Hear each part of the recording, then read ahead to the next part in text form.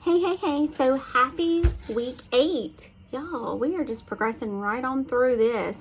So today we're going to talk about debrief and all of the benefits that come with debriefing.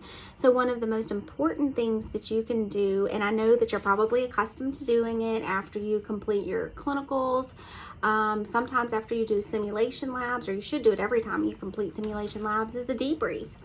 And sometimes the perception of a debrief can be that it's just a waste of time, or that there's not any benefit from it, but there's so much benefit from a debrief in so many aspects. Like, you can debrief at home after situations occur, like after you've had a confrontation with your child, or a confrontation with your significant other, or a sister or brother, or whomever.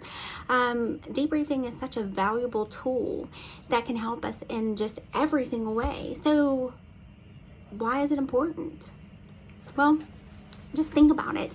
Whenever you debrief, you're just reevaluating the situation, and you're looking for opportunities. What did I have a chance to do better? What can we do differently?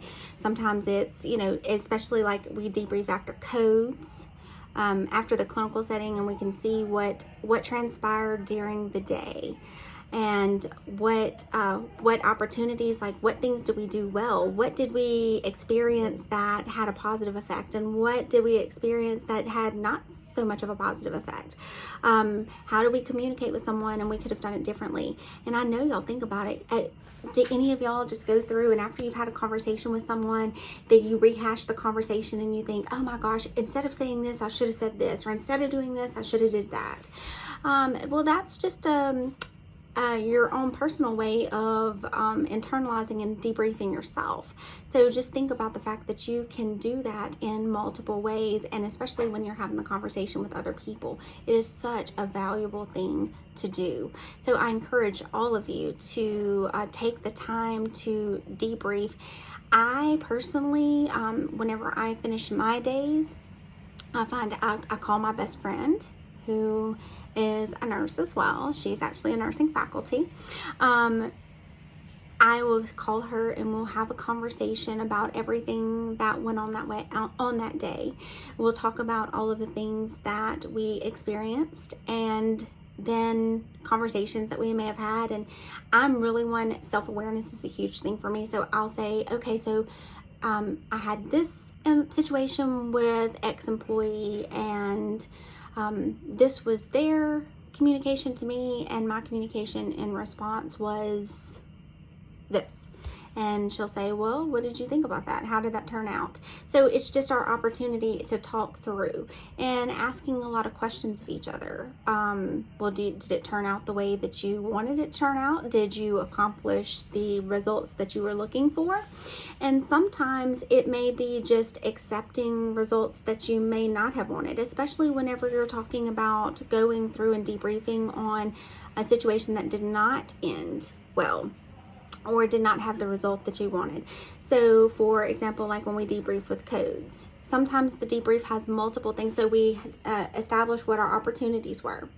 Whenever I debrief on a code situation, I'm always going through and we'll talk about things that if the staff did a really great job of doing compressions in a timely fashion, initiating compressions, initiating ACLS protocol, well, I'm going to go ahead and give them those wins to start with, and then we'll start talking about, however, while you did great compressions, let's have a discussion about what compression fraction time looks like. So do you guys feel like we had an opportunity with compression fraction time? That's the time that you have hands on chest versus hands off chest. And y'all know hands on chest is always best, right? You need to be doing compressions versus not, because when you're not doing compressions, you nothing's happening. So it's that time, but it's also that time whenever you talk about if there are feelings or concerns about did we do all that we could do, and having conversations around that, because sometimes, especially when we're coding younger people, the nurses or staff in general tend to feel like maybe we should have done more, And so having those conversations and debriefing around that, debriefing around deaths and difficult situations, it's always really good to have those conversations and just express your feelings. Because again, if we keep those feelings bottled up, or we have those questions, walking away with those questions of the unknown, did we do everything we could do? If we have a group conversation about it, it helps immensely. I recently participated in a debrief about a patient situation where I wasn't 100% sure that we had done everything that we could have done to make, to do everything that we could have done for that patient. However, because in my mind, the patient was younger and we could have done more. However, whenever I sat down and started doing a debrief with some of the other nurses and some of the physicians, it was great because the physicians brought to light some of the things that I didn't necessarily think about. And then what they ended up making me understand was, yes, we absolutely did do everything we could, and that was by the book. So it was a great opportunity for all of us. So debrief has so much value in any situation. So I encourage y'all to do that every single day. So write down some situations or times whenever maybe you didn't debrief and you feel like reflecting back, maybe y'all should have, or about times where you debriefed and you felt like it really benefited you in a way that you can still recall to this day. Okay, so that's your activity for this week. Y'all have a great one. I'll talk to y'all soon. Bye.